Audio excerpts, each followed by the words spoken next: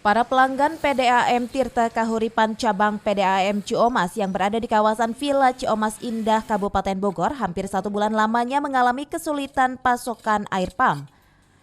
Akibat kerap tersendatnya pasokan air pam tersebut, para pelanggan pun merasa dirugikan oleh pelayanan pihak PDAM Tirta Kahuripan cabang Ciomas.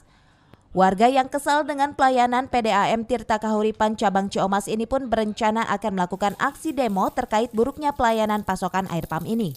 Dengan tersendatnya air PDAM? Ya jelas dirugikan. Kenapa?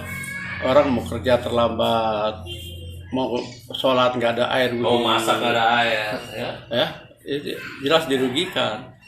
Pagi anak sekolah. Makanya PDAM itu harus berpikir keras, manajemennya jangan hanya kalau telat didenda pembayaran airnya ya.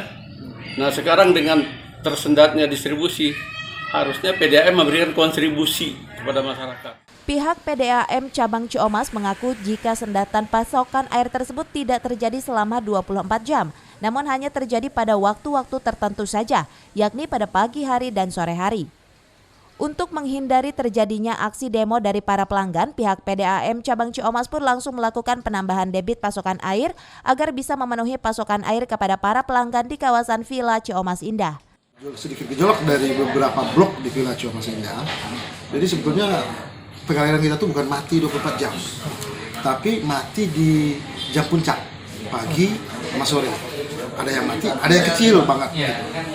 Akhirnya kita punya solusi untuk menambah debit ke wilayah Villa Ciomas.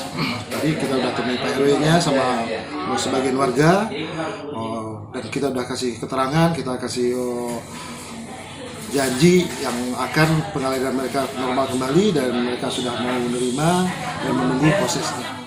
Tersendatnya pasokan air pam seperti ini memang kerap kali menimbulkan keresahan dan kerugian kepada para pelanggan air pam.